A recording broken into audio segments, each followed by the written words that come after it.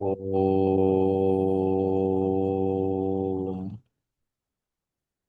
ஓம்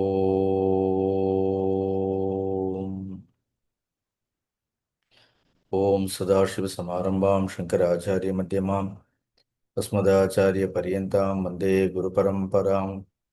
गुरुपरम्परां समस्तजनकल्याणे निरतं करुणामयं नमामि चिन्मयं देवं सद्गुरुं ब्रह्मविद्वरं गुरुर्ब्रह्मा गुरुर्विष्णु गुरुर्देवो महेश्वरः गुरुसाक्षात् परं ब्रह्म तस्मै श्रीगुरवे नमः। तस्मै श्रीगुरवे नमः।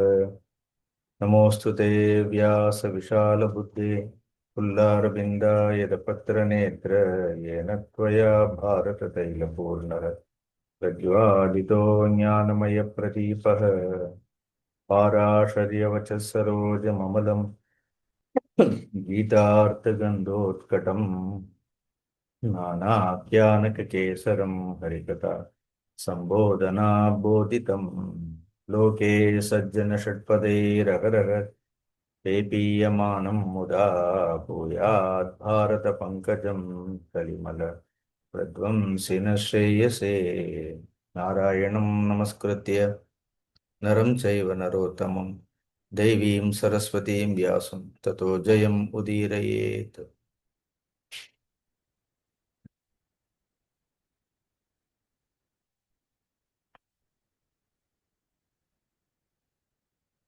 हरि ओम्. கடந்த வாரம் இந்த சாந்தி பருவம் 112வது அத்தியாயம் 113 பார்த்தோம். 113வது அத்தியாயம் 114 வரைக்கும் பார்த்தோம்.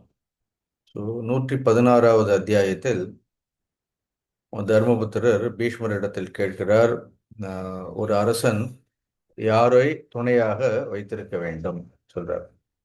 கீழான குணங்களை உடைய மனிதர்களுடைய துணையை ஒரு பொழுதும் அந்த அரசன் நாடக்கூடாது. அதற்கு உதாரணமாக அக்னி பிரப அப்படிங்கக்கூடிய அந்த முனிவருக்கும் ஒரு நாய்க்கும் இடையே நடந்த ஒரு கதைகளை எல்லாம் அவர் சொன்னார். அந்த நாயை அவர் எவ்வளவு காப்பாற்றியும் கூட அதனுடைய உருவங்களை எல்லாம் மாற்றிய பிறகும் கூட அந்த நாய்க்கு அதனுடைய குணமானது மாறாமல் இருந்தது என்பதை பற்றி பார்த்தோம். அது பார்த்தோம். அடுத்து 119வது அத்தியாயம், ஒரு அரசர் பணியாட்களை எல்லாம் நியமனம் செய்யும் பொழுது எந்தெந்த லட்சணங்களோடு கூடியவர்களாக இருக்க வேண்டும் அப்படின்லாம் அவர் சொல்றார். அதையெல்லாம் விவரமாக சொல்றார். 120வது அத்தியாயத்தில் யுதிஷ்டிரர் மேலும் சூக்ஷ்மமான ராஜ தர்மங்களை எல்லாம் எனக்கு கூற வேண்டும் அப்படின்னு சொல்லும் பொழுது பீஷ்மர் சொல்றார், ஒரு அரசன் பல ரூபம் உடையவனாக இருக்க வேண்டும், பல வடிவங்களை எடுப்பவனாக இருக்க வேண்டும். அப்படின்னா எல்லா நேரத்திலும் ஒரே மாதிரி இருக்கக்கூடாது அப்படின்னு சொல்றார்கள். அப்படி ஸோ அதுக்காக ஒவ்வொரு குணமுடையவன் அர்த்தம் கிடையாது. அப்படி காலையில் ஒரு மாதிரி, மத்தியானம் ஒரு மாதிரி, ராத்திரி ஒரு மாதிரின்னு அர்த்தம் கிடையாது. அப்படி it is not split personality. அப்படி ஸோ இங்கே சொல்லக்கூடியது பல ரூபங்கள் பல உருவங்கள் உடையவர்களாக இருந்தால் ரொம்ப சூக்ஷ்மமானவர்களாக இருக்க வேண்டும் அப்படின்னு சொல்லி அதற்கு உதாரணமாக மயிலை சொல்றார். அப்படி போன வாரமே சொல்றேன், ஒரு சின்ன மயில் நாம பார்க்கக்கூடிய ஒரு பறவை, அதை தேசிய பறவையாக கூட வச்சிருக்கிறோம். அப்படி ஸோ அந்த மயிலிடத்திலிருந்து ஒரு ராஜா எவ்வளவு விஷயங்களை எல்லாம் கற்றுக்கொள்ள வேண்டும் என்பதை மகாபாரதம் நமக்கு சொல்றது. இது ராஜாவுக்கு மட்டும் இல்லை, இது எல்லாமே இந்த தர்மங்கள் எல்லாம் நாமளும் கடைபிடிக்கக்கூடிய தர்மங்கள் தான். இப்போ பொதுவாக மயிலுக்கு என்று சில குணாதிசயங்கள் எல்லாம் இருக்கும். இந்த மயில் சரத்காலம், சரத்காலம்னா தமிழ்ல இலையுதிர் காலம்னு சொல்றோம். அப்படி மோஸ்ட்லி செப்டம்பர், அக்டோபர், நவம்பர் இதெல்லாம் இலையுதிர் காலம். ஐப்பசி மாதம், கார்த்திகை மாதம், தமிழ் மாதங்கள்ல அப்படிப்பட்ட இலையுதிர் காலங்களில் ஒரு மயில் அதிகமாக சப்தமிடாதான். அதே மாதிரி ஒரு ராஜா மந்திர ஆலோசனைகளை அப்படி அதை எப்பொழுதும் பாதுகாப்பாக வைத்திருக்க வேண்டும், அது யாருக்கும் தெரியாமல் வைத்திருக்க வேண்டும். எப்படி மயில் சப்தம் போடாமல் இருக்கிறதோ அதே மாதிரி முக்கியமான ரகசியங்களை எல்லாம் ஒரு அரசன் பாதுகாக்க தெரிந்திருக்க வேண்டும் அப்படின்னு சொல்றாரு. அப்புறம் இந்த மயில் பார்ப்பதற்கு ரொம்ப அழகான சாயல் உடையதாக இருக்கும். அதே மாதிரி அதனுடைய சாமர்த்தியமும் கூட மற்ற பறவைகளை காட்டிலும் மயில் கொஞ்சம் சாமர்த்தியமான பறவைன்னு சொல்வார்கள். அதற்கு ரொம்ப சாமர்த்தியம் உண்டுன்னு சொல்வார்கள். அதே மாதிரி ஒரு ராஜா பார்க்கறதுக்கு எப்பொழுதும் நல்ல தோற்றமுடையவனாக இருக்க வேண்டும். சரி, நல்ல தோற்றம்னா அதற்காக மேக்கப் போட்டு அழகா இருக்கிறதுன்னு அர்த்தம் கிடையாது. அப்படி பார்ப்பதற்கு தெய்வீகமாக இருக்க வேண்டும். ஒரு ராஜா, the way we present in public, that is more important அப்படி. So I am a simple person அப்படின்னு நினச்சிட்டு you should not look shabbily. Simplicity nothing to do with wearing all that kind of dirty clothes அப்படி. அது நம்ம எங்கே போனாலும் நம்மளுடைய தோற்றம் எப்படி இருக்க வேண்டும் அப்படி. ஒரு சபையில் நாம் இருக்கிறோன்னா ஒரு கம்பீரமான தோற்றத்தோடு இருக்க வேண்டும்.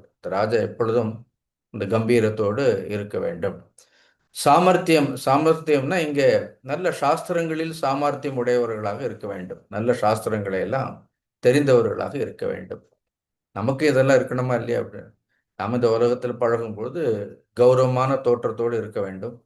அடிப்படையாக எல்லா சாஸ்திரங்களுடைய அறிவும் உடையவர்களாக இருக்க வேண்டும். அதுதான் வித்வான் சர்வத்திர பூஜை சொல்றாங்களே இல்லை. நல்ல கற்றவனுக்கு சென்ற இடமெல்லாம் நல்ல மரியாதை உண்டுங்கிறதுக்கு ஒரே காரணம் நல்ல சாஸ்திர பயிற்சியோடு இருக்க வேண்டும்.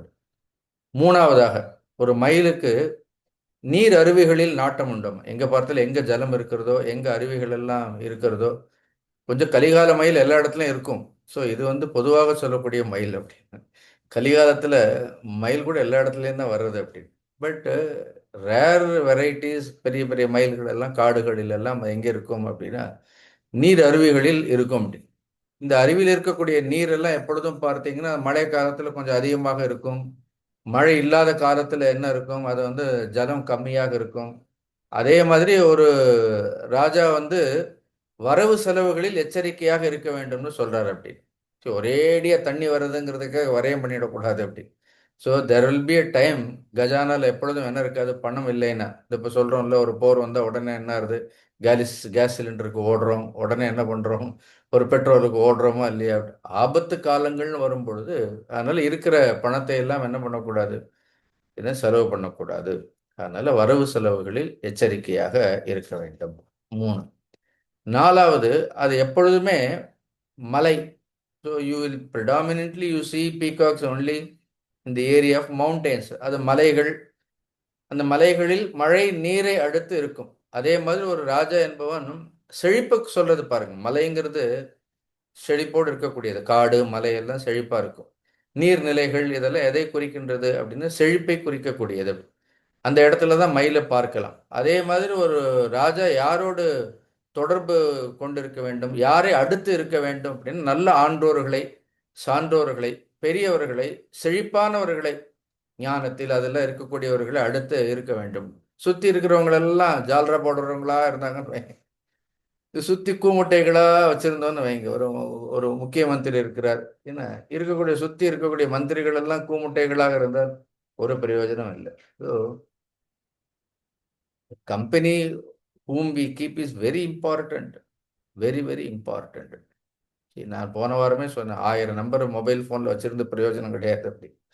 C with whom we interact, spend more time, that is more important அப்படி. அதனால அப்புறம் அதுக்கு தலையில் சிரசில் மயில் எப்போவுமே என்ன இருக்கும், அதனுடைய கொண்டை எப்படி இருக்கும், ஷிகைன்னு சொல்லுவார்கள். அந்த ஷிகை எப்படி இருக்கும் அப்படின்னா தூக்கியே இருக்கும் அப்படி. அதனால நாமெல்லாம் தலை வாரிப்போம், இது மயிலுக்கு இயற்கையாகவே இருக்கக்கூடியது அப்படின்னு. உடனே இதை வச்சுட்டு உடனே சகையை தூக்கி 2 ரப்பர் பேண்ட் போட்டு நிறுத்தி வைக்கணுங்கிற அவசியம் இல்லை. அது எப்பொழுதும் என்ன இருக்குது, அதனுடைய குணாதிசயம் என்னன்னா கொண்ட பத்திரம்னு சொல்லுவாங்க. அதே மாதிரி அதுக்கு கொண்டையை பாதுகாக்கிற மாதிரி ஒரு ராஜாவினுடைய தர்ம துவஜம், தர்மம்ங்கிற அந்த கொடி எப்பொழுதும் எப்படி இருக்கணும், மயில் கொண்டையை போல் தூக்கியபடி இருக்க வேண்டும். துவஜம்னா தெரியுது, கொடி, தர்ம கொடி பறந்து கொண்டே இருக்க வேண்டும். அதே மாதிரி உயர்ந்த குணசீலனாக இருக்க வேண்டும். அதனால தான் கிரீடம்லாம் வைக்கிறாங்களோ இல்லையா, இந்த கிரீடமே எப்படி இருக்கிறது பாருங்க. சாயக்கூடாது, கிரீடம் சாஞ்சி இருக்கக்கூடாது. அதனால அதுதான் ஷிகை. அதே மாதிரி எதற்கும் தலை வணங்கக்கூடாது. தலை வணங்கக்கூடாதுன்னு இருக்க, வணங்காமுடியா இருக்கணும்னு அர்த்தம் கிடையாது. அப்படி one has to be upright. ருஜுஸ்வபாவம்னு சொல்வார்கள், ஆர்ஜவம்னு சொல்வார்கள். That indicates a kind of integrity, ஒரு நேர்மையை குறிக்கக்கூடியது. அப்படி ஒரு குணசீலனாக இருக்க வேண்டும். இதெல்லாம் மயில்கிடத்திலிருந்து கற்றுக்கொண்டது. அடுத்து ஆறாவது என்ன அப்படின்னு பார்த்தோன்னா, அது தன்னை பாதுகாத்துக் கொள்வதற்கு பாம்பையெல்லாம் என்ன பண்ணும்? கொன்று விடும். அதே மாதிரி எப்பொழுதும் ஒரு ராஜாவானவர் நன்னடத்தையில் இருந்து தன்னை பாதுகாத்து கொண்டு தண்ட நீதியின் மூலமாக, இந்த தண்ட நீதியை பற்றி அடுத்து சொல்வார். இந்த தண்ட நீதி தான் ரொம்ப முக்கியமானது. தண்ட நீதி ஐ ஹவ் ஆல்ரெடி எக்ஸ்பிளைன்ட். செங்கோல் அப்படின்னு சொல்றோம். அந்த செங்கோல்ங்கிறது ஏதோ வெறும்னா அது ஒரு கோல் இல்லை அப்படி. அதுக்கு ரூபமே சாஸ்திரங்களில் கொடுத்திருக்கின்றார்கள். அதை பற்றி அப்புறம் பார்ப்போம்.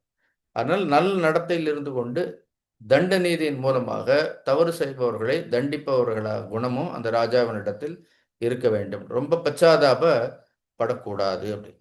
சில நாடுகள் எல்லாம் பார்த்தீங்கன்னா, especially if you go to this Arab countries and all, the punishments are very severe. அப்படி நாம் நினைக்கிற மாதிரி எல்லாம் கிடையாது. குற்றங்கள் எல்லாம் பண்ணான்னா தண்டனைகள் எல்லாம் ரொம்ப கடுமையான தண்டனைகளாக இருக்கும். அதே மாதிரி ஒரு மயில் எப்பொழுதுமே செழுமையான ஒரு மரத்திலிருந்து இன்னொரு செழுமையான மரத்திற்கு தாகம். நீங்க எங்கேயாவது மயில் மொட்டை மரத்துல நிற்கிறத பார்த்துருக்கிறீங்களா? ஏன்னா மயில் எப்பொழுதும் எப்படி இருக்குன்னா செழுமையான மரத்துல தான் இருக்கும். ஏன்னா அதனால ஒண்ணுமே செழுமை இல்லாத மரம்ங்கிறது செலவை குறிக்கின்றது. நல்ல செழுமையான மரம்ங்கிறது வரவை குறிக்கின்றது. அதே மாதிரி இங்கே என்ன சொல்றார்? ஏற்கனவே வரவு செலவில் எச்சரிக்கையாக இருக்கணும்னு சொன்னார். இங்க எப்படி இருக்கணும்? வரவு அதிகமாக இருக்க வேண்டும், எப்பொழுதும் செலவை குறைக்க வேண்டும். எனி இன்ஸ்டிடியூஷன் அதுதான். நம்ம வரதெல்லாம் செலவு பண்ணிட்டே இருந்தோம்னு பாருங்க, எடுத்து பயணத்தை சும்மா வீசக்கூடாது. See, some people sometimes we don't know. We should know how carefully we have to spend it. அதுக்காக ஒரே கஞ்சத்தனமா தரித்திரமா இருக்கணும்னு அவசியம் கிடையாது. பணத்தை அனாவசியமாக இருக்கிறதுங்கிறதுக்காக வருகின்றதுங்கிறதுக்காக என்ன பண்ணக்கூடாது? இஷ்டத்துக்கு வாரி வீசக்கூடாது. எதையுமே நம்ம இடத்துல இருக்கக்கூடிய எந்த ஒரு பொருளையும் நாம் எவ்வளவு பாதுகாக்கின்றோமோ அந்த அளவிற்கு தான் அந்த பொருள் விருத்தி அடைந்து கொண்டே இருக்கும். ஒரு சின்ன பேனாவா இருந்தாலும் கூட அது கடைசி வரைக்கும் பயன்படுத்தணும். அதை நாம பத்திரமா வச்சிருந்தால்தான் அடுத்து நமக்கு இன்னொரு பேனா கிடைக்கும். அப்படி பொருளுக்கு கூட ஒரு சைத்தன்யம் இருக்கிறது. அப்படி அது பொருள் வெறும் ஜடந்தானு நாம் நினைக்க கூடாது. அப்படி எல்லாவற்றிலும் என்ன இருக்கிறது? எல்லாவற்றிற்கும் ஒரு முக்கியத்துவம் என்பது இருக்கின்றது. அதனால அந்த it it it represents prosperity. அதனால எப்படி ஒரு ஒரு ப்ராஸ்பரான இடத்துல மயில் இருக்கிற மாதிரி எப்பொழுதும் ப்ராஸ்பரிட்டிங்கிறது இருக்க வேண்டும். அதனால வரவு அதிகமாக இருக்க வேண்டும், செலவு என்ன இருக்க வேண்டும்? குறைவாக இருக்க வேண்டும். இல்லைன்னா என்ன அர்த்தம்? வரவுக்கு ஏற்ற மாதிரி என்ன பண்ணணும்? செலவை பண்ணிட்டு இருக்க வேண்டியது இது சொல்றாரு. அடுத்து எட்டாவதாக பார்த்தோம்னா, அது தன்னுடைய தோற்றத்தினால், மயிலினுடைய தோற்றத்தை பார்க்கும் பொழுது கொஞ்சம் காக்காவினுடைய தோற்றத்திற்குள்ள ஒரு குறை தெரியும். இது ஏதோ காக்காவை குறைத்து மதிப்பிடுறதுக்காக சொல்றது கிடையாது. Just comparison. இது ஸ்துதி. மயில் பார்க்கறதுக்கு அழகாக இருக்கும். அதனால என்ன ஆகுது? மயிலையும் காக்காவையும் ஒன்னா வச்சா கொஞ்சம் என்ன இருக்கும்? காக்காவினுடைய அழகு வேறு. But here just to teach some value it is set. நார்மலாக இந்த உதாரணத்தின் மூலமாக என்ன சொல்றாரு அப்படின்னா, ஒரு ராஜா தான் நேர்மையாக இருப்பதால் மற்றவர்களிடத்தில் இருக்கக்கூடிய குறை அவர்களுக்கு தெரிகின்ற மாதிரி நடந்து கொள்ள வேண்டும். எவ்வளவு அழகான ஒரு பாயிண்ட் பாருங்க. ஒரு ஆபீஸ்லயே வேலை செய்யறோம், ஒரு உயர்ந்த பதவியிலே இருக்கிறோம். If you are not corrupt, எங்கேயுமே சொல்ற ஆபீஸ்ல மட்டும் இல்லை. Suppose we are running a trust also, people are all giving money.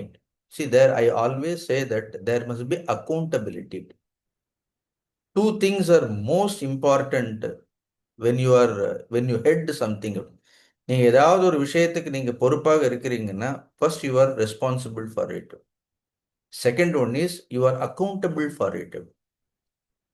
நாம வழி நடத்துபவர்கள் பொறுப்புடையவர்களாகவும் என்ன கணக்குடையவர்களாகவும் இந்த அக்கௌண்டபிலிட்டி இருந்தால்தான் என்ன ஆகும்? மற்றவர்கள் தவறு செய்வதற்கு பயப்படுவார்கள். நாமளே தான் தோன்றித்தனமாக எல்லாவற்றையும் செலவு பண்ணிட்டே இருந்தாலும் மற்றவர்கள் அதை பற்றி கவலைப்படவே மாட்டார்கள். அதனால ஒரு மனிதன் நேர்மையாக இருந்தால் தவறு செய்பவர்களுக்கே அவர்களுக்கே என்ன ஆகும்? ஒரு கூச்சம் ஏற்பட முடியும். இத்தனை பேருக்கு நடுவில் ஒருத்தர் நேர்மையாக இருக்கின்றாரு அப்படின்னு ஏற்படுமா இல்லையா? அதற்கு அதை சொல்றதுக்காக காக்காவையும் மயிலையினுடைய உதாரணத்தை எடுத்துக்கொள்கின்றார்கள். நம்முடைய குணத்தை வைத்து பிறர் தங்களுடைய குணத்தில் இருக்கக்கூடிய தோஷத்தை உணர்த்துபவராக ஒரு ராஜா இருக்க வேண்டும். இருக்க வேண்டும் இல்லை. இப்ப நம்ம சன்னியாசின்னு சொன்னா நமக்கு உடனே என்ன ஆறுது? யாரு ஞாபகம் வருது? விவேகானந்தர், குருதேவ், சிவானந்தி மகராஜ், தப்போன் மகராஜ். இதெல்லாம் இவங்களெல்லாம் பார்க்கும் பொழுது என்ன ஆறுது? நாம எந்த அளவிற்கு நம்ம உயர்த்தி கொள்ள வேண்டும்னு நமக்கு தெரியறதா இல்லையா? அந்த மாதிரி அந்த மயிலினுடைய அழகை பார்த்து என்ன ஆகணும்? மற்றதெல்லாம் என்ன ஆகும்? தன்னுடைய அழகில் இருக்கக்கூடிய குறைபாடு என்பது அதற்கு தெரிகின்ற மாதிரி. How beautiful way of seeing things பார்க்கறது. அப்புறம் 9வது மயில் எப்பொழுதுமே ஏற்கனவே சொன்ன மாதிரி தான். நல்ல செழிப்புள்ள மலைப்பகுதிகளிலே இருக்கும். அது நம்ம சொல்றோம். அதனால தான் ஆண்டோர்களை நாட வேண்டும். அதே மாதிரி தன்னை காட்டிலும் உயர்ந்த அரசர்களோடு பழக வேண்டும். ஒரு தனக்கு சமமாக பழகிறது ஒண்ணு. There are always people.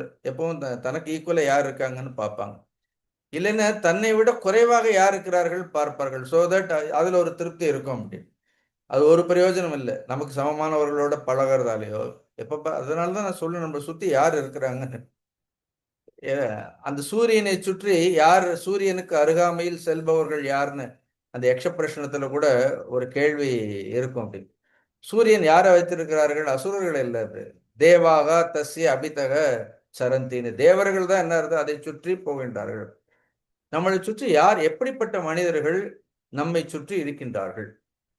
That is more important. நல்ல குணவான்கள், ஒழுக்கமாக இருக்கக்கூடியவர்கள், அப்பழுக்கு இல்லாதவர்கள், அப்படிப்பட்ட மனிதர்களோடு, இன்னும் சொல்ல போனா குணத்திலும் நடத்திலும் அறிவிலும் நம்மை காட்டிலும் உயர்ந்தவர்களோடு நாம் பழக வேண்டும். அதனால்தான் மயில் எப்பொழுதும் செழுமையான இடத்தில் இருக்கின்றது அப்படி. அதுக்காக ரொம்ப பணம் இருக்கிறவங்க கிட்ட பழகிறதுன்னு அர்த்தம் இல்லை அப்படி.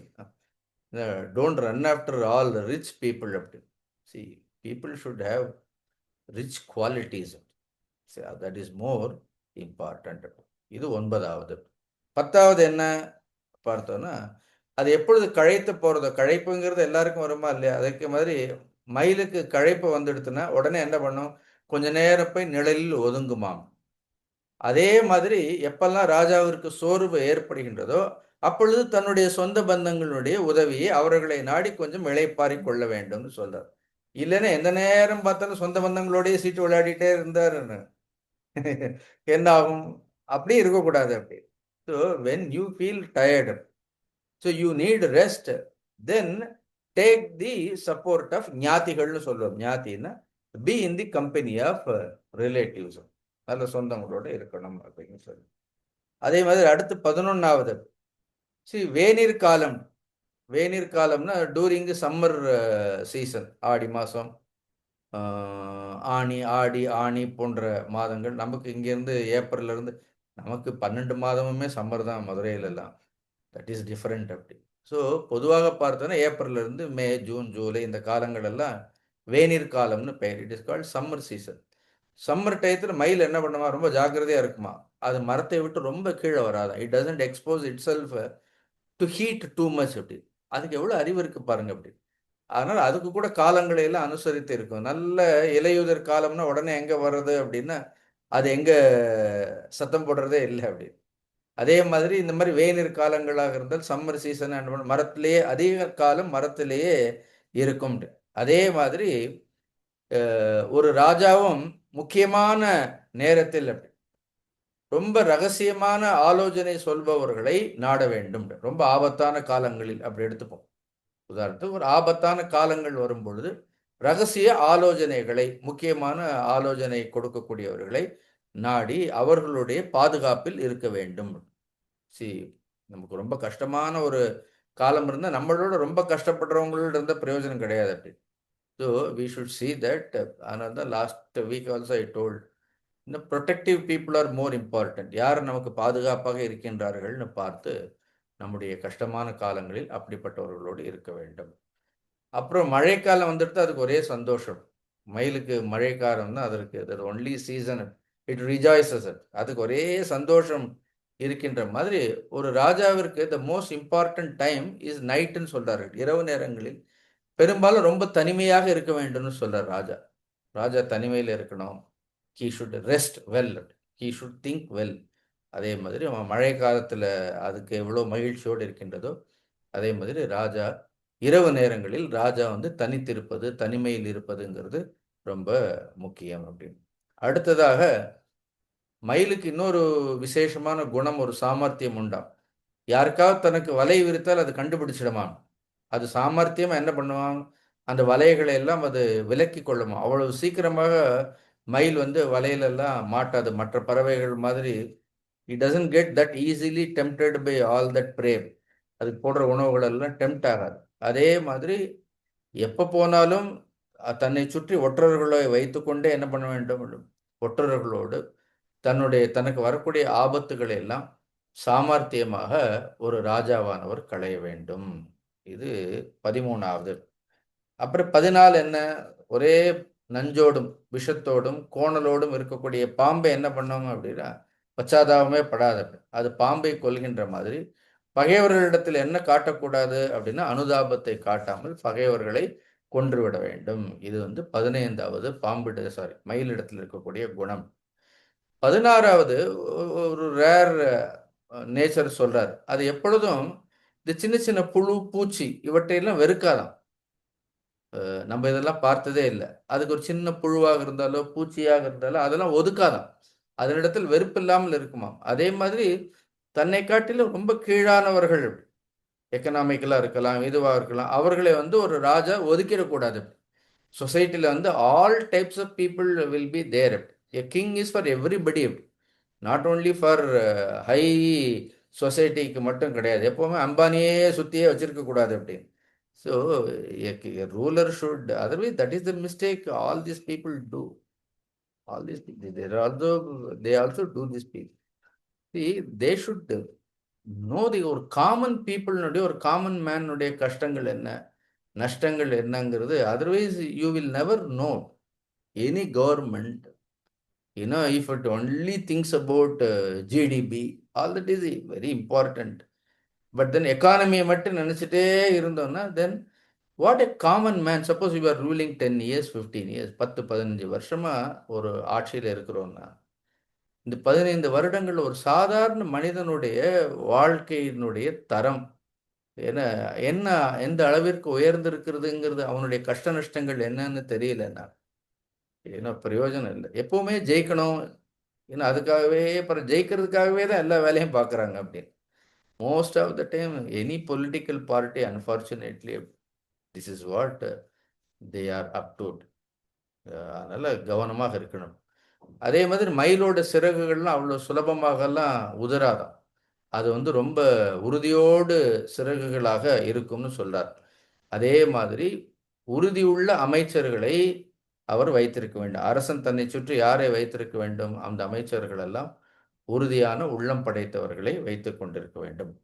அதே மாதிரி அதுக்கு தனக்கு சந்தோஷம் வரும்போது, மயிலுக்கு சந்தோஷம் வரும்பொழுது என்ன ஆகுது, தன்னுடைய தோகையை அப்படியே விரித்து ஆடுகின்ற மாதிரி தன்னுடைய பிரஜைகளை எல்லாம் வளரச் செய்ய வேண்டுமாம். அதே மாதிரி மயில் தோகை விரிஞ்சு இருக்கிற மாதிரி எல்லா பிரஜைகளும் எப்படி இருக்க வேண்டும், சிம்பிள். இது நீங்க அவ்வளவு தூரம் போக வேண்டாம். see that நம்ம சுற்றி உள்ளவர்கள் சந்தோஷமாக இருக்கிறார்களான்னு பாருங்க. whoever comes in our contact, in our company, நாம் இருக்கிற இடத்துல இருக்கக்கூடிய நம்மளை சுற்றி இருப்பவர்களுக்கு ஏதாவது செய்யணும், அவ்வளவுதான். என்ன முடியுமோ அதை செய்ய வேண்டும். Small contribution, little contribution. முழு ஊருக்கே செய்ய முடியல, உலகத்துக்கே செய்ய முடியல, wherever you live, whatever that community is there, see that live and let live னு சொல்றார்களா இல்லையா, பரஸ்பரம் பாவயந்தகன். Whatever comes you share. At least 20-30 people you feed, சொல்றோமோ இல்லையா, at least 20-30 people you feed. See that something you do, that is also a part of accountability. இதெல்லாம் வந்து மயிலினுடைய முக்கியமான குணாதிசயங்கள். கிட்டத்தட்ட 18 சொல்லியிருக்கேன்னு நினைக்கிறேன். அதுல இன்னும் மகாபாரதத்துல நிறைய இருக்கலாம். நான் வந்து ஒரு தேர்ந்தெடுத்து 18 சொன்னேன். அதனால ஒரு ராஜா வந்து மயிலாசனத்தில் உட்காருவாராம். எப்பவும் மயிலாசனம் போட்டு, ராஜாவுக்கு மயிலாசனத்தில் உட்கார்றதுக்கு ரொம்ப சிரேஷ்டமானது. நீங்க கூட வேணா மயிலாசனம் போடுங்க, பட் பாரஸ்காரம் வந்தா என்னால ஒன்றும் சொல்ல முடியாது. So those days it was all there. ஒரு ராஜாவுக்கு வந்து மயிலாசனம், இப்போதான் தெரியறது முருகருக்கு கூட எதற்கு மயில்னா ரொம்ப பிடிக்கிறதுன்னு. சேனாபதியா இல்ல, அவர் ஹிம்செல்ஃப் இஸ் அ சேனாபதி பாரு. அதனால அவருக்கு வாகனமே மயிலே அவருக்கு வாகனமாக இருக்கிறதுக்கு ஒரு காரணம், அவரே சேனாபதியாக இருக்கிறார். கிருஷ்ணருடைய தலையில கூட ஒரு மயில் பீலி எப்பொழுதும் இருந்துட்டே இருக்கும். So maybe it is such auspicious bird. அதனால தான் அதை வந்து நம்ம தேசிய பறவையா வச்சிருக்கிறோமே தவிர, மகாபாரதம் படிச்சாதான் அதனுடைய பெருமை எல்லாம் என்னன்னு நமக்கே தெரிய வருகின்றது. இப்படி மயில் மட்டும் இல்லை, யூ அப்சர்வ் ஒவ்வொரு பறவைகிட்டே என்ன இருக்கும் அப்படின்னு ஏதாவது குணாதிசயங்கள் இருக்கும். The whole world is a teacher. We can keep learning from everybody, everything. எல்லாவற்றிலிருந்து ஏதாவது ஒரு விஷயத்தை நாம வந்து கற்றுக்கொண்டே இருக்க வேண்டும். For that you must be a keen observer. You must be a keen learner. More importantly, you must be a silent person. A kind of ஒரு silence அந்த பர்சனாலிட்டியில் என்ன இருக்கணும், ஒரு விதமான ஒரு அமைதி, என்ன ஒரு விழிப்புணர்வு, all the time a kind of an awareness. பேன்னு இருக்கக்கூடாது, அப்படின்னு தன்னை சுற்றி என்ன நடக்குதுன்னே தெரியாமல் இருக்கக்கூடாது. ஏன்னா இஷ்டத்துக்கு பேசுறது பண்ணுறது, இங்கே போகிறது வர்றது, எல்லாவற்றிலும் என்ன இருக்கணும், கவனத்தோடு இருக்க வேண்டும். A kind of awareness is required, calmness is required, quietness is required, solitude is required. Human personality, we should know how to govern our own personality. Then nature will reveal all its secrets. இப்படி ஒரு மயில்ல இருந்து இவ்வளோ ஒரு விஷயத்த பீஷ்மாச்சாரியார் சொல்றாருன்னா, how subtle he is. அப்ப எவ்வளவு சூக்ஷ்மமான ஒரு பர்சனாலிட்டி அவர் இருக்கணுமா இல்லையா? These are all wonder. இதெல்லாம் வந்து மகாபாரதம் படிக்கும் பொழுது நமக்கு ஒரே ஆச்சரியமாக இருக்க வேண்டும். அப்புறம் இப்படி சொல்லிட்டு என்ன பண்றாரு அப்படின்னா, எல்லா விஷயத்திலையும் கவனமாக இருக்க வேண்டும். Importantly one should take care of one's own body. இந்த மானுட சரீரம்ங்கிறது கூட இதை வந்து சாதாரணமாக அலட்சியப்படுத்தி விடக்கூடாது. அதுக்கு ஒரு ஸ்லோகம் சொல்றாரு, ரொம்ப அழகான ஸ்லோகம். எத்ராஸ்தே மதிவந்தோ மனஸ்வினஹ சக்ரோ விஷ்ணுர் எத்ர சரஸ்வதி ச வசந்தி பூதானி ச எத்ர நித்யம் தஸ்மாத் வித்வான் ந அவமன்யதே தேகம். ந வித்வான் தஸ்மாத் அவமன்யதே தேகம். அதனால ஒருவர் தேகத்தை, தன்னுடைய தேகத்தை என்ன பண்ணக்கூடாது, அவமானப்படுத்தக்கூடாது, இல்லைன்னு ரொம்ப கீழான செயல்களில் வைக்கக்கூடாது. ஏன்னா இந்த தேகத்தில் எத்ராஸ்தே மதிமந்தோ மனஸ்வினக, அப்படி ரொம்ப புத்தி உடையவர்கள், ரொம்ப சிந்தனை உடையவர்கள் எல்லாம் கூட இந்த தேகத்திலே இருக்கின்றார்கள்.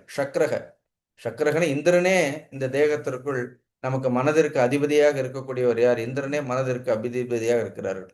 விஷ்ணு இந்த தேகத்தில் ஈஸ்வர சர்வபூதானாம்னு சொல்றோமே, விஷ்ணுகு எத்திர சக்ரோ விஷ்ணு எத்திர சரஸ்வதி ச. அப்படி நாக்கில் யார் உட்கார்ந்து இருக்கிறார்கள் பாருங்க, சரஸ்வதி ச. அதான் ஒரு மணி நேரம் மகாபாரதம் பேசுனா ஐ ஆல்வேஸ் ஃபீல் நாக்கு சுத்தமாயிடும். இல்லைன்னா மௌனமா இருந்தா சுத்தமாயிடும். இல்லைன்னா நல்ல விஷயங்களை பேசினாலும் என்ன இருந்தது, சுத்தமா இருக்கு. சக்கரக விஷ்ணுகு Saraswati. See, the body itself is an embodiment of divinity. It is an abode of divinity. தெய்வ லட்சணங்களோட என்ன இருக்கிறது. அதனால தான் ரொம்ப தலையை விரிச்சு போட்டுட்டு அதுக்காக தான் உட்காரக்கூடாதுன்னு சொல்றோம். அப்படின்னு See, these are all ரொம்ப கவனமாக, எவ்ரிதிங் இஸ் வெரி இம்பார்ட்டன்ட். இது எதுவும் unfortunately you say anything, we think that ஏதோ அது கட்டுப்பாடுன்னு உடனே அதை என்ன ஆயிடுறது அப்படின்னா, நம்ம ஏதோ ஒரு கட்டுப்பாடு இல்லை. அப்படி ரைட் ஃப்ரம் ட்ரெஸ் கோட்ல இருந்து எப்படி இருக்கணும்னா எல்லாவற்றிற்கும் என்ன இருக்கு. See, your personality is governed by knowingly, unknowingly, you know, physically or subtly. நான் I don't know how to express it. நமக்கு தெரிஞ்சோ தெரியாமலோ ஸ்தூலமாகவோ சூக்ஷ்மாக, there are so many things will happen in you and around you also. All that put together, will help you to elevate yourself. அதுதான் ஒரு மனிதனை என்ன ஆகும், you see over the period of, நீங்க 20-30 வருஷமா ஒரு மனிதனை நீங்க பார்த்துட்டே இருக்கிறீங்கன்னா, all of a sudden nobody grows. So ஒரு வளர்ச்சிங்கிறது உடனடியாக நேரக்கூடிய, அது ஏதோ வளர்ச்சிங்கிறது அதிசயம் கிடையாது. It is not by luck or anything. See that person constantly putting forth effort in all kinds of qualities. நீங்க அதை வந்து இன்னொருத்தர் நமக்கு சொல்லும் பொழுது என்ன ஆகுது, நமக்கு ஏற்றுக்கொள்ள முடியல, அட்வைஸாக இருந்தாலும் அதுவாக இருந்தாலும். But your self carefully watch your own behaviour. நம்ம தூங்கும் பொழுது கூட எப்படிப்பட்ட ஆடை அணிந்திருக்கிறோங்கிறது கூட ரொம்ப முக்கியமான ஒரு விஷயம்தான் அது. என்ன தூங்கும்போது தானே, வீட்டில் இருக்கும்போது தானே, அதுக்காக வீட்டில் இருக்கும் போதுங்கிறதுக்காக ஆடையே இல்லாமல் தெரிய முடியுமா என்ன? Sorry to make such this kind of that means whatever we do, whatever we speak, we should ensure that every minute thing. See, the way we just move our hand also, it has to have some kind of, see, everything plays a very significant part in our own mind, in our own chittam. அதனால தான் நீங்க ரொம்ப உயர்ந்த மனிதர்கள், நான் வந்து சத்குரு சிவானந்த மூர்த்தி எல்லாம் பார்த்துருக்கிறேன், அனாவசியமா கையை கூட நீட்ட மாட்டார்கள். ஏன்னா ரொம்ப கை நீட்டி கூட பேச மாட்டார்.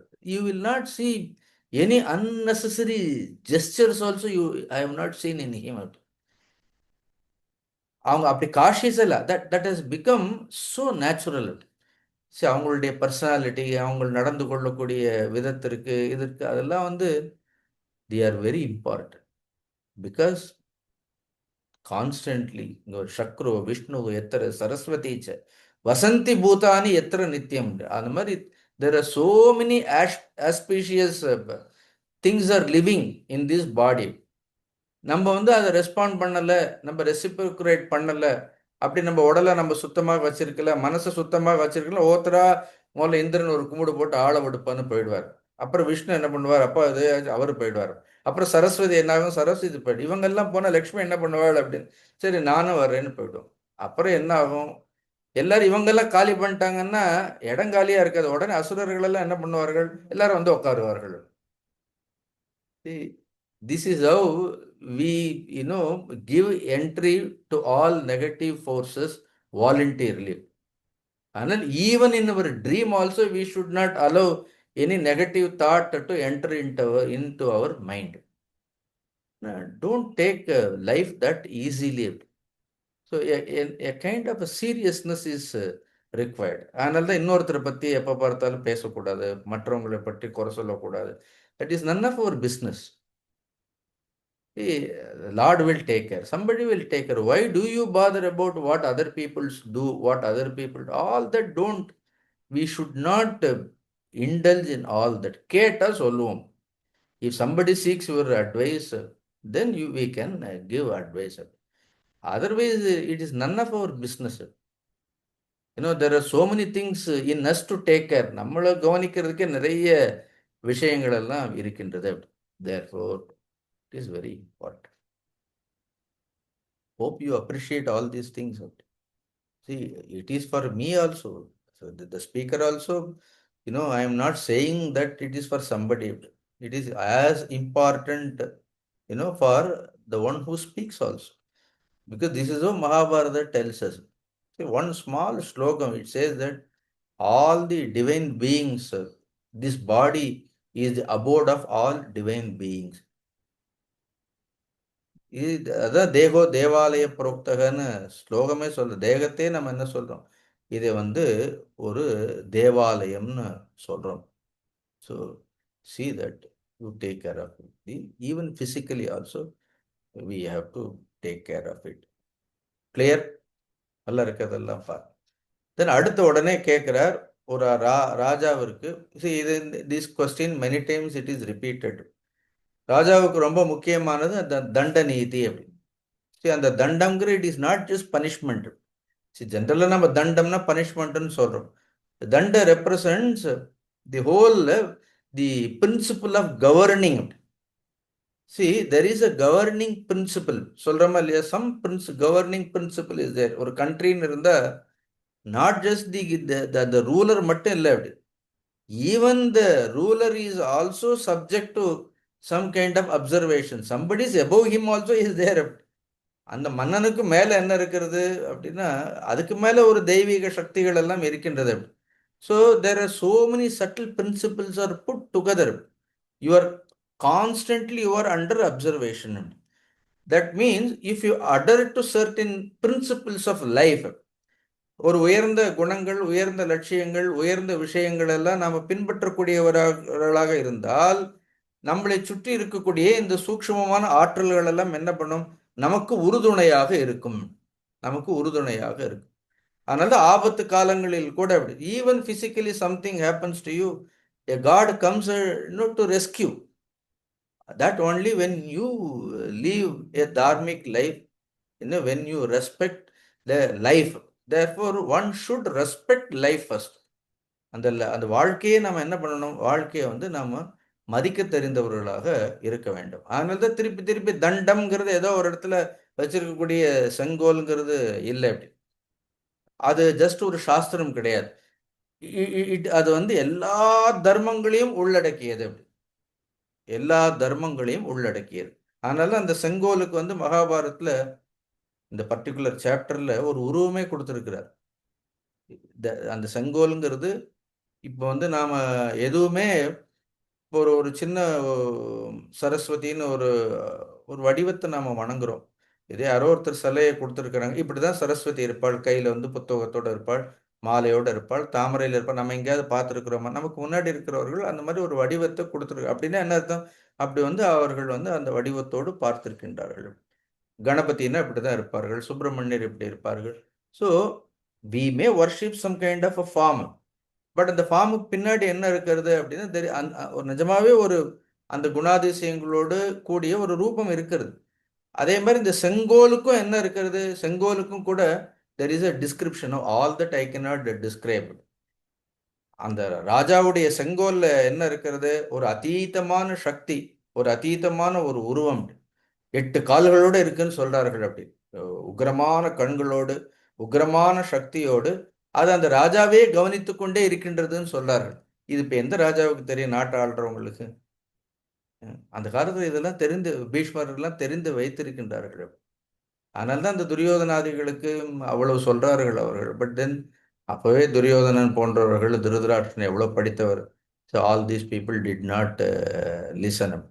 அதனால அந்த தண்டத்தினுடைய பெருமையை, இந்த தண்ட நீதியை குறித்து, தண்டத்தினுடைய பெருமையை குறித்து இன்னும் விளக்கமாக சொல்ல வேண்டும்னு சொன்ன உடனே பீஷ்மாச்சாரியர் சொல்றார், எஸ்மின்கி சர்வம் ஆயத்தம் ச தண்ட இது கேவலக. இவ்வுலகில் இருக்கக்கூடிய எல்லாமே எதில் அடங்கி இருக்கின்றதோ.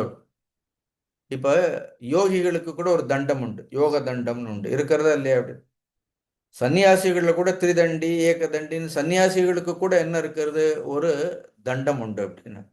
See, that is symbolic. That means it represents their belief.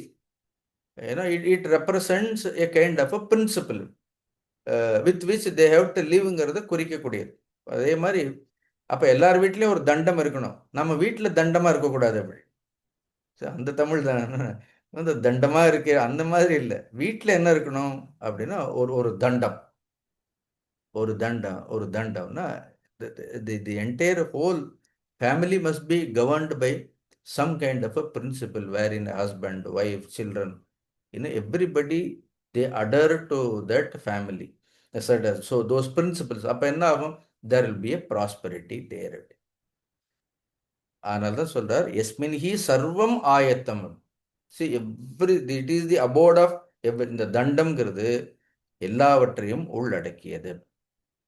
It is also தர்மஸ்ய ஆக்கிய மகாராஜ விவகார இது இஷ்யத்தே. ஸோ இந்த தண்டத்தை என்ன சொல்றோம்? தர்மஸ்ய ஆக்கியா. So it is the manifestation. அங்கே ஆக்கியான மேனிஃபெஸ்டேஷன் எடுத்துக்கணும், நேம்னு எடுத்துக்க கூடாது. இந்த தண்டம்ங்கிறது தான் தர்மத்தினுடைய வெளிப்பாடு.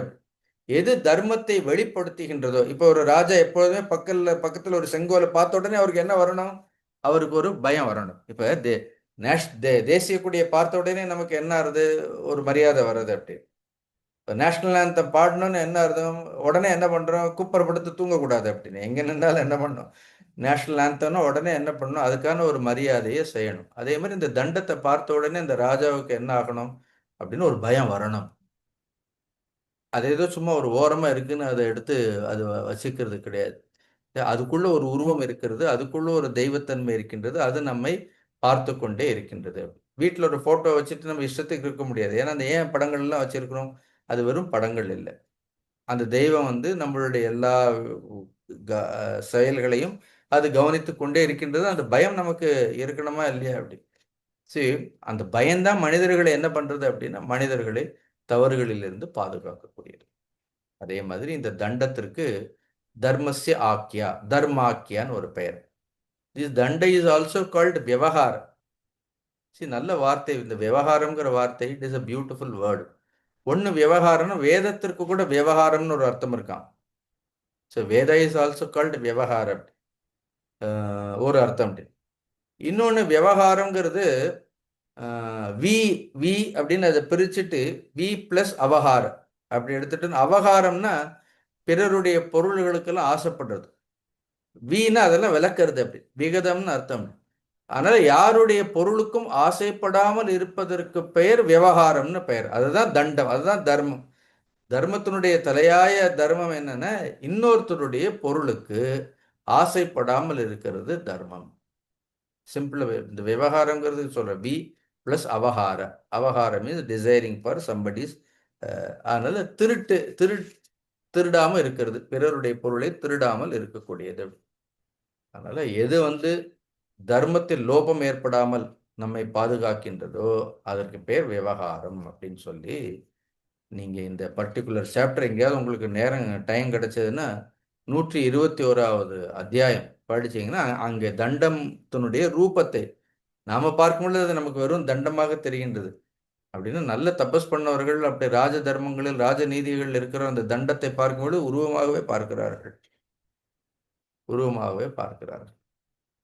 அது இப்போ பெரிய தபஸ்விகள் சுவாமியை பார்த்தா அவளுக்கு ரூபமாகவே தானே தெரியும், அவங்களுக்கு சிலையா தெரியாதா இல்லையா? You got it. அதே மாதிரி அதுக்கு ஒரு 25 பேர் கொடுத்திருக்கிறார்கள். அசி, வசசனம், தர்மம்னு கிட்டத்தட்ட there are 25 names are given for this தண்டம். என்ன அதனால்தான் அவர் கடைசியில் அந்த தண்ட நீதியினுடைய முக்கியத்துவத்தை சொல்றார். தண்டோஹி பகவான் விஷ்ணு தண்டோ நாராயண பிரபு ஷரவத் சஸ்வத் ரூபம் மகத் பிப்ரன் மகான் புருஷ உச்சதே. அதனால இந்த செங்கோல் நடுவில் கூட இந்த பிரதமருக்கு போய் இந்த சன்னியாசிகள் எல்லாம் ஒரு தண்டத்தை கொடுத்தார்களா இல்லையா அப்படின்னு இல்ல சொல்றாரு பாரு. தண்டோகி பகவான் விஷ்ணு. அந்த தண்டம் சாட்சாத் யார் அப்படின்னா அது விஷ்ணு. தண்டோ நாராயண பிரபு. இன்னும் is the ruler, the real king is Narayan. இன்னும் தண்டோகி நாராயண பிரபு. சஸ்வத் ரூபம் மகத், எப்பொழுதுமே அதனுடைய ரூபம் மிக பெரியதாக இருக்கும். பிப்ரன் மகான் புருஷ உச்சத்தே அப்படின்னு. ஹீ இஸ் கால்ட் மகா புருஷர். அதை வந்து சாதாரணமாக ஏதோ கோல் ஒரு கைத்தடி அப்படின்னு என்ன பண்ணிடக்கூடாது, அதுல வந்து நினைத்து விடக்கூடாது. அதுல கூட சில ரூபங்கள் எல்லாம் போட்டிருக்கும். அதனால சில சில ரூபங்கள் எல்லாம் போட்டிருப்பார்கள். அதனால இந்த தண்டம் எப்படி வேதத்தில் இருக்கின்றது, வேள்விகளில் எல்லாம் இருக்கின்றது, ரொம்ப எலாபரேட்டா அதெல்லாம் ரொம்ப சொல்றார். இன் ஷார்ட், த தண்டம் அல்லது தண்ட நீதிங்கிறது லார்ட் ஹிம்செல்ஃப்னு சொல்றார். ஈஸ்வர புருஷ பிராண சத்வம் சித்த பிரஜாபதி பூதாத்மா ஜீவ இத்தியவம் நாம் அபிப்ரோச்சியதே அஷ்டபிகி அப்படின்னு. அதுக்கு 6 பேர்கள், தண்டத்திற்கு ஒரு 6 பேர் சொல்றார்கள். ஈஸ்வரக ஒண்ணு, புருஷக 2வது பேர், பிராணக அதுதான் பிராணமே, சத்துவம் 4வது, சித்தம் 5வது, பிரஜாபதி 6வது, பூதாத்மா 7, ஜீவ அதுக்கு என்ன சொல்றார்கள், அதுவும் ஜீவனம். இதெல்லாம் படிச்ச இந்த உலகத்துல எதுவுமே ஜடம் இல்லை. அடுத்த முறை தண்ணி குடிக்கிறதுக்கு பாட்டில கையில எடுத்தா கூட நம்ம கவனமா தான் எடுத்து குடிக்கணும்னா அதுக்கு கூட ஏதாவது ரூபம் இருக்கும். அதனால every object also what we see as only an object, but that object will have some kind of form. அதற்கு ஒரு எனர்ஜி, அதான் எனர்ஜி ஃபீல்டுன்னு சொல்றோமா இல்லையா? So every object will have its own energy field. அதனால எடுத்தோம் கவிழ்த்தோம்னு இருக்க முடியாது. we have to be careful. இந்த தண்ட நீதி எவ்வாறு தோன்றியதுன்னா அதுக்கு ஒரு கதை சொல்வார்கள். அப்படி உடனே என்ன ஆகும், மகாபாரதத்துல கதைக்கு பஞ்சமே கிடையாது. உடனே இந்த தண்ட நீதி காலங்காலமாக இது சிருஷ்டி, the moment the creation game in to existence, இந்த தண்ட நீதிங்கிறது படைப்பனுடைய காலத்தில் இருந்தே இருக்கின்றதுன்னு சொல்லி அதுக்கு ஒரு கதையும் பீஷ்மாச்சாரியா சொல்றார். முன்பு அங்க தேசத்தில் வசுஹோமன் அப்படின்னு ஒரு ராஜா இருந்தார்.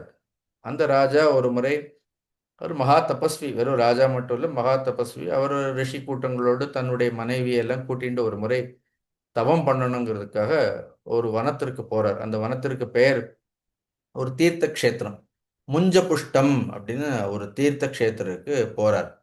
அது இமயத்தினுடைய சிகரத்தில், எங்கேயோ இமயமலைக்கு இமயமலையில் இருக்கக்கூடிய அந்த முஞ்ச புஷ்டம்ங்கிற இடம்.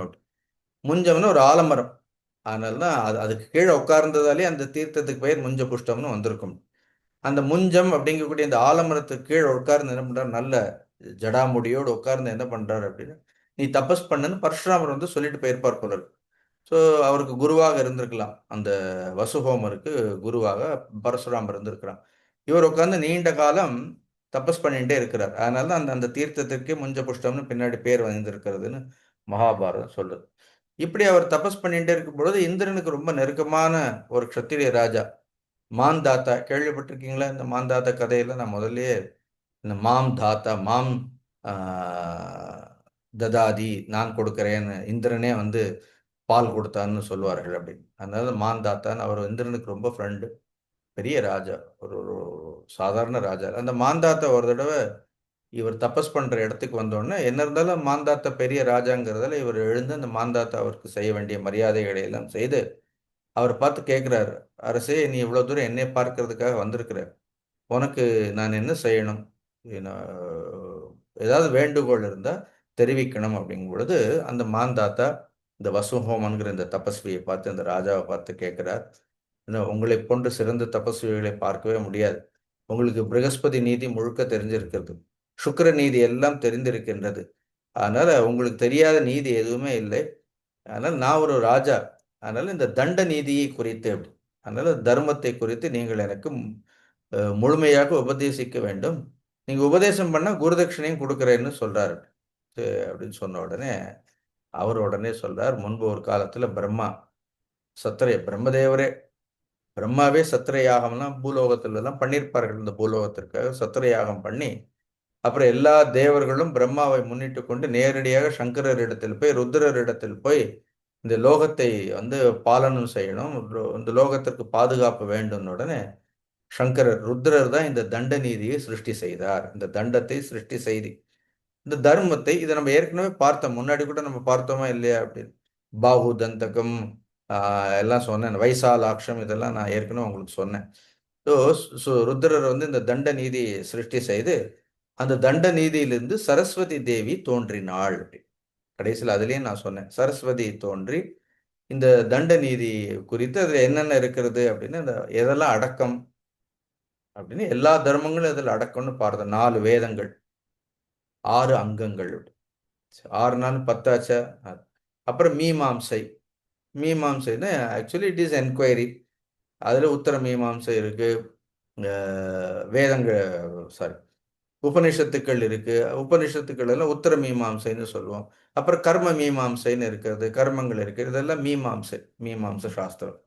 அது வந்து 10 + 4, மீமாம்சைங்கிறது 11. அப்புறம் நியாய சாஸ்திரம், நியாயம் வந்து 12. அப்புறம் எல்லா புராணங்களும் இருக்கின்றது, புராணங்கள் 13. அப்புறம் தர்மசாஸ்திரங்கள், இதையெல்லாம் சேர்த்தா என்ன ஆயிடும், 14 ஆயிடும். ஸோ இந்த 14ஓடு ஆயுர்வேதம், தனுர்வேதம். இப்போ ராஜாவுக்கு தனுர்வேதங்கிறது எவ்வளோ முக்கியம் பாருங்க. தனுர்வேதத்தை தெரிஞ்சது, ஆயுர்வேதம், தனுர்வேதம், அப்போ காந்தர்வ வேதம். இதை பற்றிலாம் தெய்வத்தின் குரல்ல ஒவ்வொன்றை பற்றியும் ரொம்ப அழகா பரமாச்சாரியர் எழுதியிருக்காரு. இதை பற்றியெல்லாம் என்ன ஆயுர்வேதம் என்ன, தனுர்வேதம் என்னென்ன, காந்தர்வ வேதம்னா என்ன, அப்புறம் அர்த்த சாஸ்திரம். இப்போ கூட ஷாண்டில் இருந்த அர்த்த சாஸ்திரங்கள் எல்லாம் கேட்குறோமே, இந்த 4. So 14 + 4 all put together these 18, இந்த 18 சாஸ்திரங்களும் இந்த 18 வித்தைகளும் சேர்ந்தது தண்டநீதி. சரி, இதுக்குள்ள வந்து எல்லா தர்மங்களும் வந்துடும். முக்கியமாக ராஜ தர்மங்கள் இதில் ரொம்ப முக்கியமானது.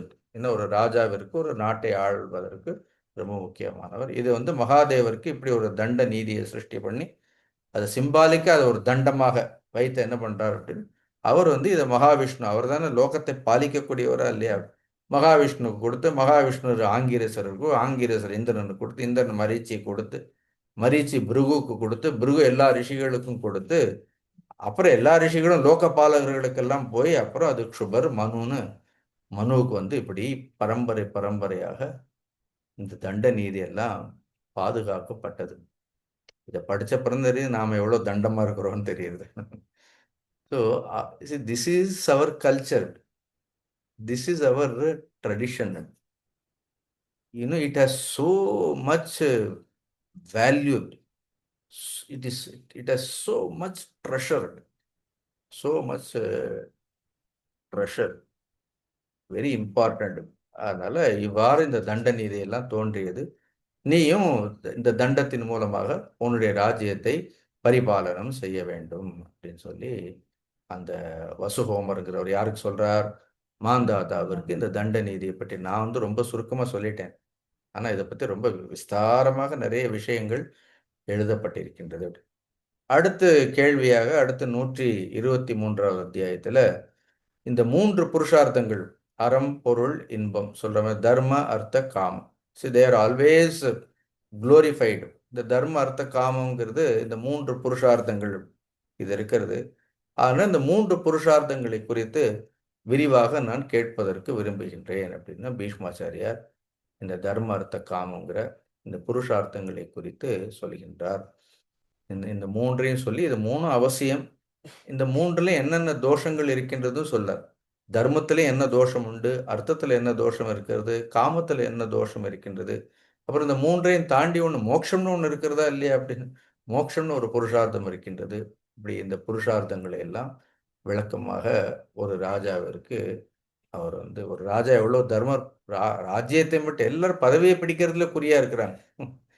Everybody wants to have some பதவினா எல்லாருக்கும். But the people don't understand it is a responsibility. அந்த பதவிக்கு வரணும்னா ஏன்னா அதில் இருந்து கொண்டு எவ்வளோ தர்மங்கள். அதனால பட்டாபிஷேகம் ஆன உடனே பாருங்க, ராஜ்ய பட்டாபிஷேகம் ஆனோன்னு நேரம் வந்து தர்மங்களை எல்லாம் தெரிந்து கொள்ளணும்னு வர்றாரா இல்லையா? அவ்வளோ அவருக்கு தெரியாத தர்மம் இல்லை. இருந்தாலும் வந்து தெரிந்து கொள்கின்றார். ஸோ அந்த அறம், பொருள், இன்பம், அப்புறம் மோட்சம் இதை பற்றியெல்லாம் கொஞ்சம் விளக்கமாக சொல்றார். That what it is that we will see in our next session. Om பூர்ணமத பூர்ணமிதம் பூர்ணாத் பூர்ணமுதச்யதே பூர்ணஸ்ய பூர்ணமாதாய பூர்ணமேவாவசிஷ்யதே. ஓம் சாந்தி சாந்தி சாந்தி. ஹரி ஓம். ஸ்ரீ குருப்யோ நமः. ஹரி ஓம்.